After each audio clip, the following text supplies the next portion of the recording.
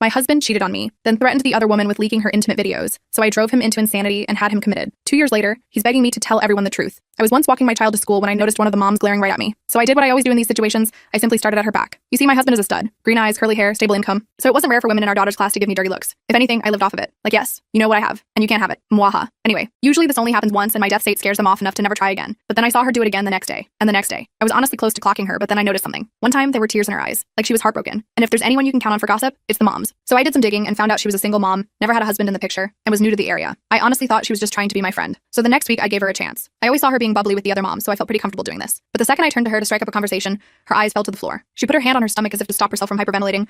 So then I figured it was just social anxiety or something, until I got in the car. Honey, why the F were you talking to that woman? My husband yelled with pure rage in his eyes. Well, my husband never yells, so my first reaction was to start crying. I think he realized he was overreacting, because that's when he put his arm around me and claimed to have not gotten his first coffee of the day yet, as his explanation. I nodded, but fear still clouded my mind. So much so that I didn't even mention the woman again. I was sort of hoping an explanation would just somehow fall into my lap, that it would be simple and lighthearted. Honestly, I think deep down, I knew the truth. That same day, as I got our daughter ready for bed, Mommy, Ben's mommy told me to give you this. She said if I read it, a monster would come after me. Can you tell me what it says? Ben, of course, is the mystery woman's son. I nodded, thinking it would be some sort of kind-hearted apology. Oh, how wrong I was. At the very top of the piece of paper read, open when you're alone. So I told my daughter I would tell her in the morning, before kissing her forehead and turning off the light. I locked myself in the bathroom. Every possibility ran through my head. Was the teacher a creep? Was my daughter secretly being bullied? But it wasn't any of these things. Luckily, the letter read, your husband has been threatening me. I never knew you guys were together. I'm sorry. That's it. There was no other explanation. It was like some dystopian treasure map written by a person with schizophrenia. So I went downstairs and opened my husband's favorite bottle of whiskey. As soon as he heard the bottle open, he was practically drooling for a glass. I practically filled it to the brim, and he swallowed it down in under a minute. And just as planned, the next morning he was too hungover to go to work or drop off our daughter at school. So like the loving wife I am, I made him breakfast in bed and reassured him that one day off wouldn't do any harm. I dropped off Bella extra early so I wouldn't miss Charlotte, Ben's mom. And that's when I saw her. As soon as she waved goodbye to Ben, I cornered her. One thing about me, I'm a girl's girl. I will always prioritize a woman's safety above all else. Charlotte, I need you to explain what's going on. You have my word that I won't tell. Okay, she said it without hesitation, like she knew this conversation was bound to happen. She then followed me to my car and whipped out her big black iPhone. I wasn't sure what she was doing, but then she opened a message and began to scroll. My heart dropped when I read the name at the top. So before I continue the story, there's some information you need to know. Me picking our daughter up from school is a very new thing. Before it was my husband who was assigned to that. So Charlotte had genuinely believed he was a single, unmarried father. With my own eyes, I read my husband's threats. He had clips of them making love and dozens of intimate photos. He said he would leak them to the school, her family, and her workplace, because she had found out he had a wife, me, and wanted to make sure I knew the truth. I swallowed the bile in my throat. Charlotte took my hand. She promised to help me with whatever part of the divorce process I needed, as long as I made sure her stuff didn't get leaked. But I shook my head. I didn't want that. He had not only broken my heart, but he broke our home. Our baby girl won't get to grow up with two parents. I wanted something worse than divorce, something that would destroy him. I started noticing changes in him about 3 weeks into my plan. Little things at first. Shadows beneath his eyes, a tremor in his hands, the way his gaze darted to his phone every few minutes with mounting anxiety. He was unraveling thread by thread, exactly as I'd intended. Everything okay at work? I asked one evening, my voice dripping with manufactured concern as I set his dinner plate before him. He rubbed his temples, wincing. Roger keeps saying I sent him bizarre emails, but I swear I didn't write them. And yesterday my presentation files were all corrupted somehow. Numbers scrambled, projections completely off. I frowned sympathetically while satisfaction bloomed in my chest. Tara from accounting had come through beautifully with those files. Subtle adjustments that made him look incompetent without being obvious sabotage. That's strange, I murmured,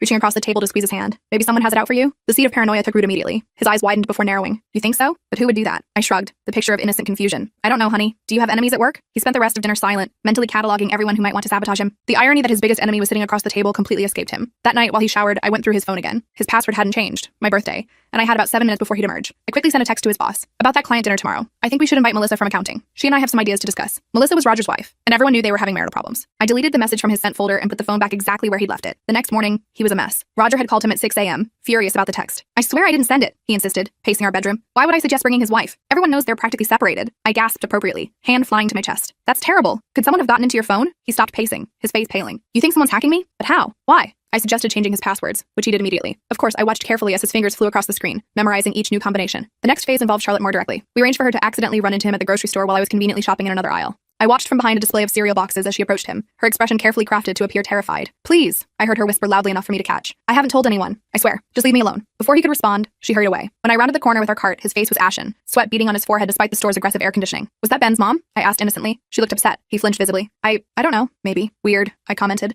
placing a box of Bella's favorite cereal in the cart. Want to grab some of that whiskey you like? You seem tense. That night, he drank 3 glasses of the whiskey I doctored with non-alcoholic spirits. All the burn with none of the buzz, growing increasingly frustrated when he didn't feel its effects. I watched him from over my book, noting how he kept checking his phone, jumping at small noises, glancing out the windows. I think someone's following me, he confessed after his 4th glass, voice tight with anxiety. At work? At the store? I keep seeing the same faces. I set my book down, the picture of concern. Honey, that sounds serious. Maybe you should talk to someone professional. He shook his head adamantly, eyes wild. Number no doctors. I'm not crazy. Of course not, I soothed. But stress can do strange things to perception. The next day, I enlisted Vanessa's help for the next step. She worked at a pharmacy and helped me acquire some mild sleeping aids that I could crush into his food. Nothing dangerous, just enough to make him groggy, to blur the lines between what was real and what wasn't. That evening, I made his favorite pasta dish, carefully lacing his portion with the crushed pills. As we ate, I casually mentioned, oh, I ran into Charlotte today at the coffee shop. His fork clattered against his plate, sauce spattering like tiny blood droplets on the tablecloth. What? What did she say? I blinked innocently, tilting my head. Nothing really. She seemed nervous. Is there something I should know? No, he said quickly, his voice pitched higher than normal. I barely know her. I nodded slowly, letting doubt creep into my expression. Okay, it's just, she acted weird when she saw me, like she was afraid. He pushed his plate away, his appetite suddenly gone, but he'd eaten enough of the doctored food. Within an hour, he was fighting to keep his eyes open on the couch, his words slurring slightly. I feel strange, he mumbled, head lolling against the cushions. Really tired suddenly. Poor baby, I cooed. You've been working so hard. Why don't you go up to bed? I'll be up after I clean the kitchen. Once he was asleep, I went to work. I moved his wallet from his pants pocket to his sock drawer. I switched his toothbrush with a new one of a slightly different color. I changed the time on his watch by 17 minutes. Small things he might attribute to fatigue or forgetfulness. But my masterstroke came next. I used his sleeping thumb to unlock his phone, then sent messages to 3 women from his contact list. Coworkers, nothing romantic, saying things like, can't stop thinking about yesterday, and let's keep what happened between us. Then I deleted the sent messages but left the confused replies that would come in the morning. The next morning, he was disoriented and confused, running his hand through his hair as he searched the bedroom. My watch is wrong, he muttered, and I can't find my wallet. It's in your sock drawer, I said without looking up for my coffee. You put it there last night, don't you remember? The doubt in his eyes was delicious, like watching dark clouds gather before a storm. I don't think I did that. I looked at him with concern, my brow furrowed just enough. You definitely did. You said you wanted to remember to get new socks today. Are you feeling okay? Before he could answer, his phone chimed, then again, and again. 3 messages in quick succession. I watched as he read them, his face cycling through confusion, panic, and fear. Something wrong? I asked, sipping my coffee. No, he said quickly, shoving the phone in his pocket. Just work stuff. But I could see the questions forming in his mind. What had he done? Had he messaged these women? Why couldn't he remember? Over the next few days, I escalated my campaign. With Tara's help, we arranged for a woman he didn't know to approach him in a coffee shop near his office. You need to stop calling me, she said loudly enough for others to hear. I'm not interested, and I'm going to report you if it continues. He was bewildered, protesting that he had no idea who she was. But the damage was done. People had seen, had heard. Whispers would spread through his professional network. At home, I continued my psychological warfare. Items disappeared and reappeared in strange places. His clothes would be subtly rearranged in his closet. The temperature on the thermostat would change inexplicably. And all the while, I was the perfect concerned wife, suggesting he see a doctor, get more rest, take vitamins for his memory issues. I think someone's coming into our house, he told me one night, his voice tight with fear, eyes darting to the windows. Things keep moving. I'm not imagining it. I widened my eyes, clutching his arm. That's terrifying. Should we call the police? But he backtracked immediately, shaking his head. No police. They'll think I'm crazy. Why would they think that? I asked innocently, watching his face carefully. He didn't answer, but I could see the doubt eating away at him like acid. Was he losing his mind? Was he doing things he couldn't remember?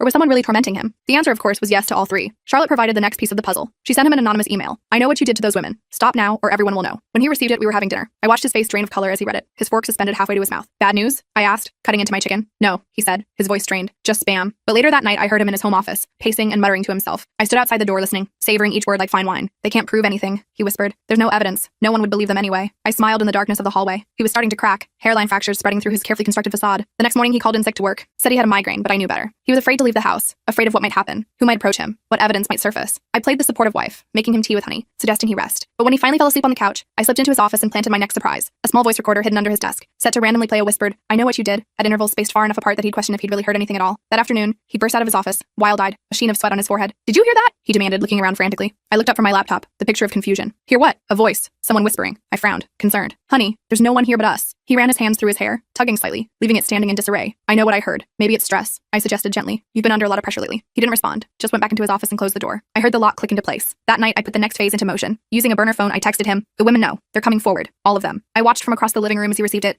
saw the panic bloom across his face like a bruise. He quickly blocked the number, but the damage was done. Everything okay? I asked, looking up from my novel. Fine, he said, his voice strained. Just work stress. I nodded sympathetically. You know you can talk to me about anything, right? The irony of my offer hung in the air between us, unrecognized by him. The next day, Tara called me with news. He'd been acting erratically at work, accusing colleagues of sabotaging his files, checking over his shoulder constantly, locking himself in his office for hours. Roger's concerned, she told me. He's talking about requiring a psychological evaluation. Perfect. That evening, I suggested we have friends over for dinner that weekend. It might help you relax, I said, massaging his shoulders as he sat rigidly at the kitchen island. You've been so tense lately. To my surprise, he agreed, nodding slowly. Perhaps he thought appearing normal to our friends would help him feel normal. Little did he know I had already coordinated with Charlotte, Vanessa, and Tara. Each would play their part in what I was now thinking of as his final unraveling. The dinner party was set for Saturday. I spent Friday preparing, cooking his favorite foods, setting the table with our best china. He seemed calmer, almost hopeful that things were returning to normal. That night, while he slept, I made my final preparations. I placed a woman's earring, not mine, under his side of the bed, just visible enough to be found eventually. I installed a small device Tara's IT friend had given me that would make our smart home system go haywire during dinner, lights flickering, music changing, thermostat fluctuating, and I made sure the doctored whiskey was fully stocked. Saturday arrived. I was a bundle of nerves and excitement as I prepared the final touches for dinner. Our guests would arrive at 7, 2 couples we'd known for years, plus a surprise I'd arranged. At 6, he came downstairs looking better than he had in weeks. He'd shaved, dressed in his favorite blue shirt, even styled his hair. For a moment, I felt a pang of something. Not quite regret, but remembrance of who I thought he was before I knew the truth. You look nice, I said, and meant it. He smiled, the first genuine smile I'd seen in weeks. Thanks. So do you. I'm looking forward to tonight. I think I've been, I don't know, going through something, but I feel clearer now. I nodded, hiding my disappointment. Had he stabilized? Was he adapting to my psychological warfare? I couldn't have that. Honey, I said casually, could you check the guest bathroom? I think the light bulb might be out. While he was upstairs, I quickly sent a text from my burner phone to his. I'll be at your house tonight. Time to face what you've done. I heard his phone chime upstairs, followed by silence. Then footsteps. Faster, heavier than before. He came down looking pale again, a vein pulsing at his temple. Everything okay? I asked, arranging cheese on a platter. Fine, he said tightly, knuckles white where he gripped the banister. The bulb is fine. Our first guests arrived at 7 on the dot. Nathan and Stephanie, a couple we'd known since college. Next came George and Beverly, neighbors from down the street.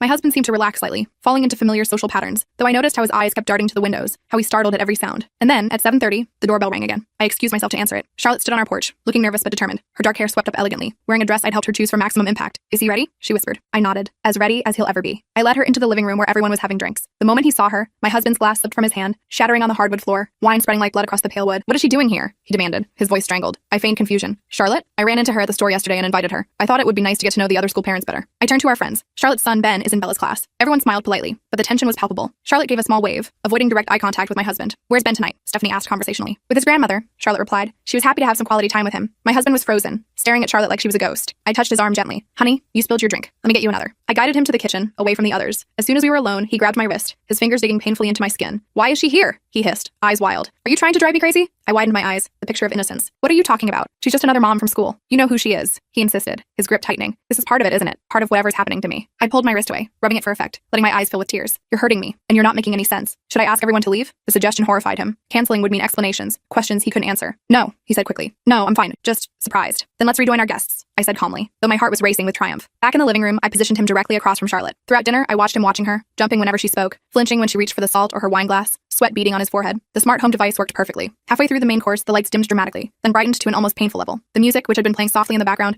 suddenly blared before cutting out completely. What the hell? Nathan asked, looking around. Sorry, I said smoothly. We've been having some electrical issues. The electrician is coming Monday. My husband stared at me, suspicion clear in his eyes. I met his gaze innocently, taking a sip of wine. The temperature dropped next, the air conditioning suddenly blasting cold air through the vents. Our guests hugged themselves, commenting on the chill. I'll check the thermostat, my husband offered, clearly eager for an excuse to leave the table. While he was gone, I leaned toward Charlotte. You're doing great, I whispered, squeezing her hand under the table. When he came back looking frustrated, I announced it was time for dessert and coffee in the living room. As everyone migrated, I hung back to serve the cake, giving Charlotte time to position herself. When I entered with the dessert tray, Charlotte was standing by our family photos, holding one of my husband with Bella at the beach last summer. Your daughter is beautiful, she said loudly enough for everyone to hear. She has your eyes, she added, looking directly at my husband. He froze, coffee cup halfway to his lips, a muscle twitching in his jaw. The implication was clear to him, though innocent sounding to everyone else. She knew Bella had been comparing her to her father. Thank you, I replied smoothly. We think she's pretty special. The evening continued with this undercurrent of tension. Every time Charlotte spoke, my husband flinched. Every time the smart home glitched, he grew more agitated. Finally, as Nathan was telling a story, my husband stood abruptly, causing everyone to fall silent. I need some air, he announced, and walked out onto the back patio, the door slamming behind him. I gave it 30 seconds before following him. I found him gripping the railing, knuckles white, breathing heavily. What's going on with you? I asked, keeping my voice low but firm. You're being rude to our guests. He turned to me, his eyes wild. Don't pretend you don't know. You invited her here on purpose. This is all part of it. The messages, the voices, things moving around the house. You're doing this to me. I took a step back, letting hurt and confusion show on my face. What are you talking about? What messages? Honey, you're scaring me. Stop it, he hissed. Stop pretending. I know you know about her, about all of them. This is your revenge, isn't it? I let tears fill my eyes.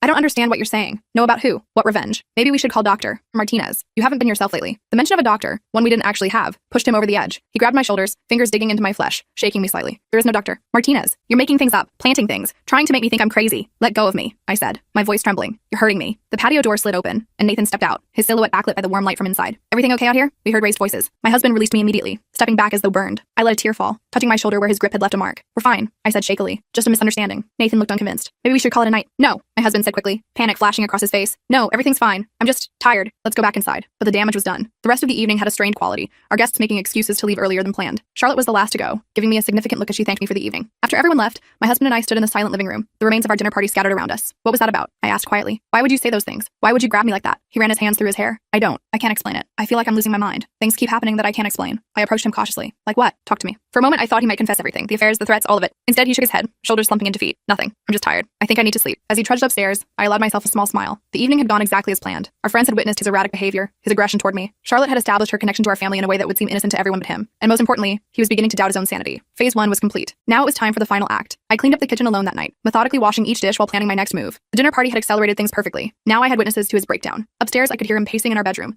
the floorboards creaking rhythmically with each turn. When I finally went up, he was sitting on the edge of the bed, head in his hands, the picture of defeat. Do you want to talk about what happened tonight? I asked, keeping my voice gentle as I changed into my pajamas. He looked up, his eyes bloodshot, dark circles beneath them like bruises. I don't know what's happening to me. I sat beside him, not too close. You haven't been yourself lately. The outbursts, the paranoia. I'm worried about you. I'm not paranoid, he snapped, then immediately softened. I'm sorry. I feel like I'm being watched, like someone's messing with me. I placed my hand on his, the picture of wifely concern. Maybe you should take some time off work, or talk to someone professional. He pulled his hand away. I don't need a shrink. That night, he tossed and turned beside me, mumbling in his sleep about evidence, and they're coming. By morning, the dark circles under his eyes had deepened, and his hands shook as he poured his coffee. I think I will stay home today, he announced, not meeting my eyes. Good idea, I replied, kissing his cheek, feeling him tense at my touch. Rest will help. As soon as I dropped Bella at school, I texted Charlotte. He's home today. Time for phase 2. She responded immediately. On it. I ran errands for 2 hours, giving Charlotte time to work. When I returned home, I found him in his office, the door locked. I knocked gently. Honey, I brought lunch. Silence. Then the sound of paper shuffling. The lock clicked, and he opened the door just enough to peek out, one bloodshot eye visible in the crack. Not hungry, he muttered. Over his shoulder, I could see papers scattered everywhere, his computer screen showing multiple open windows. He was searching for something, hunting desperately for answers. What are you working on? I asked innocently. Nothing, he said quickly. Just work stuff. Throughout the afternoon, I heard him moving around upstairs, opening drawers, shifting furniture, muttering to himself. Charlotte had done her job well. While he was in the shower that morning, she'd slipped into our backyard and placed a burner phone in his secret hiding spot, the loose brick in our garden wall where he kept emergency cash. On the phone were dozens of threatening texts to various women, including her. I knew exactly when he found it. The thud of something being thrown, followed by a string of curses, then silence, heavy and ominous. When he came downstairs an hour later, his face was ashen, eyes hollow. Everything okay up there? I asked, looking up from my book. I heard a noise. Fine, he said, his voice hollow. Just dropped something. That evening, he barely touched his dinner, his eyes constantly darting to his phone. I noticed he'd changed his password again. I'd have to watch more carefully this time. Nathan called today, I mentioned casually. He wanted to make sure everything was okay after last night. His fork clattered against his plate. What did you tell him? That you've been under a lot of stress at work, I said with a shrug. That we're fine. Relief washed over his face, quickly replaced by suspicion. That's it? You didn't tell him anything else? I frowned, tilting my head. Like what? He shook his head. Nothing. Never mind. The next morning, I woke to find his side of the bed empty, the sheets cold. I found him in the kitchen, unshaven, still in yesterday's clothes, staring at his laptop. Did you sleep? I asked. Couldn't, he muttered, not looking up. I peered over his shoulder and saw he was scrolling through his email, checking sent messages, looking for evidence of things he didn't remember doing. Perfect. I'm taking Bella to school, I said, touching his shoulder. He flinched. Should I call Roger and tell him you're sick again? He nodded absently. Yeah, thanks. At school, Charlotte was waiting for me by the fence, her face flushed with excitement. Did he find it? Oh yes, I confirmed. He's falling apart. She handed me a USB drive. Tara got these from his work computer. Emails to other women, dating back 3 years. I pocketed it, already planning how to use this new ammunition. You're sure they can't be traced back to her? Charlotte shook her head. Her IT friend made sure. It looks like they were accessed from his home IP address. When I returned home, he was still at the kitchen table, but now surrounded by papers, bank statements, phone records, receipts, spread out like the workings of a deranged mind. What's all this? I asked, setting down my purse. I'm trying to figure out who's doing this to me, he said, his voice tight with frustration. Someone's setting me up. I raised an eyebrow. Setting you up for what? He looked at me, really looked at me, for the first time in days, searching my face for any sign that I knew. I kept my expression neutral, concerned but confused. Nothing, he finally said. Just work politics. That night, I implemented the next phase. While he showered, I quickly connected the USB drive to his laptop and transferred the emails to his drafts folder. Then I set up an automated email to his entire company contact list, scheduled to send at 3 a.m., with the subject line, the women I've manipulated, and several of the most damning emails attached. I was in bed, pretending to sleep, when his phone started buzzing around 3:30 a.m. The emails had gone out. I heard him curse, fumbling for his phone in the dark, then the frantic typing, the panicked breathing. No, no, no, he whispered. This isn't happening. I stirred slightly. Honey, what time is it? Nothing, he said quickly. Go back to sleep. But he didn't come back to bed. I heard him downstairs, pacing, making calls that went unanswered at that hour. By morning, he was a wreck, unshaven, unwashed, wild-eyed. I can't go to work, he announced. Ever again. I frowned. What happened? Someone. He swallowed hard. Someone hacked my email, sent things, terrible things. I widened my eyes. What things? He shook his head. I can't talk about it, but it's over. My career is over. I made a show of comforting him, suggesting we call the police to report the hacking, knowing he would refuse. He did, almost violently. No police, he said firmly. No authorities. The next few days were a blur of his deterioration. He stopped showering, barely ate, jumped at every sound. He'd taken to sleeping in his office, the door locked from the inside. I heard him on the phone occasionally, his voice pleading with Roger, with IT support, with anyone who would listen that he'd been hacked, set up, framed. No one believed him. Why would they? The evidence was overwhelming. A week after the email incident, Roger called me directly. We're concerned about him, he said carefully. His behavior has been erratic. The emails, the accusations, the paranoia. Has he seen anyone professional? I've suggested it, I said, letting my voice break slightly. But he refuses. He's not the man I married anymore, Roger. I'm afraid sometimes. The seed was planted. Roger promised to handle it and asked me to keep him updated. The final phase began the next day. I invited Nathan and Stephanie over for dinner. Just a casual weeknight meal. My husband tried to refuse, but I insisted. They're worried about you, I said. They just want to help. He relented, too exhausted to fight. When they arrived, I made sure Nathan had a moment alone with him while Stephanie helped me in the kitchen. How are you holding up? I heard Nathan ask him. You seem stressed? My husband laughed bitterly. Stressed? I'm being systematically destroyed and no one believes me. Throughout dinner, my husband made increasingly paranoid statements about being watched, about conspiracies at work, about someone breaking into our house to move his things. Nathan and Stephanie exchanged concerned glances. I played the supportive but worried wife perfectly. After they left, he confronted me in the kitchen. You think I'm crazy too, don't you? I chose my words carefully. I think you're struggling with something, and I think you need help. Help, he repeated flatly. A nice way of saying you think I should be locked up. That's not what I said, I protested, but the idea was planted. The next morning, I woke to find him gone. Car missing. No note. I called Roger immediately, letting panic seep into my voice. He left sometime in the night. He's been talking about people following him, about conspiracies. I'm worried he might hurt himself. Roger promised to alert security at the office. 3 hours later, I got the call. He'd shown up at work, confronted Tara in the break room, accusing her loudly of helping to frame him. When security approached, he became combative. They had no choice but to call the police. I rushed to the station, the picture of the distraught wife. They had him in a holding cell, pending a psychiatric evaluation. When they let me see him, he looked terrible, disheveled, eyes wild, pacing the small space like a caged animal. You, he said when he saw me, his voice cold. You did this. I let tears fill my eyes, aware of the officer watching nearby. Honey, please, let them help you. Stop pretending, he shouted, lunging toward the bars. The officer stepped forward protectively. You, Charlotte, all of you, you planned this! You drove me crazy. I stepped back, a hand to my mouth. I don't understand, I whispered. Who's Charlotte? That was the final straw. His eyes widened in disbelief, then narrowed in fury. He began shouting incoherently about conspiracies, about women he'd threatened, about evidence being planted. The officer gently led me away as my husband's shouting echoed down the corridor. Has he been like this long? The officer asked kindly, offering me a tissue. I nodded, wiping away tears. It's been getting worse for weeks. I didn't know what to do. The psychiatric evaluation was a formality. With his recent behavior at work, the emails, the witness statements from from our friends about his paranoia and aggression, plus his outburst at the station. The diagnosis was clear: acute psychotic break with paranoid features. They transferred him to a psychiatric facility for observation and treatment. I visited daily, the devoted wife, bringing photos of Bella, speaking softly about how we'd get through this together, all while he glared at me from across the table, occasionally bursting into accusations that only reinforced his diagnosis. Charlotte, Vanessa, and Tara kept their distance now. Their parts played perfectly. The evidence of his affairs, his threats, his manipulation existed only in private messages between us, in the burner phone I disposed of, in conversations no one else had witnessed. To the world, he was simply a successful man who had suffered a breakdown under the pressure of work and family responsibilities. A tragic but not uncommon story. 3 weeks after his commitment, I filed for divorce on grounds of his mental instability. The judge granted me full custody of Bella, our house, and most of our assets. His parents, horrified by his condition but sympathetic to me, didn't contest anything. I visit him occasionally, always with Bella, always playing the role of the supportive ex-wife who still cares. He's heavily medicated now, his accusations muted by antipsychotics. Sometimes I see a flash of the old clarity in his eyes when he looks at me, but it quickly fades. No one believes a madman. Charlotte moved away last month, a fresh start in a new city. Before she left, she hugged me tightly. "You're terrifying," she whispered, "but I'm glad we met." I smiled. Girl's girl, remember? We protect each other. As for me and Bella, we're doing fine. I've started dating again. A kind, honest man who treats me like gold. Bella asks about her father sometimes, and I tell her he's sick, that he loves her but his brain is confused right now. Someday when she's older, perhaps I'll tell her more, or perhaps not. Some stories are better left untold. I still have the evidence, of course. Everything Charlotte showed me that day in my car,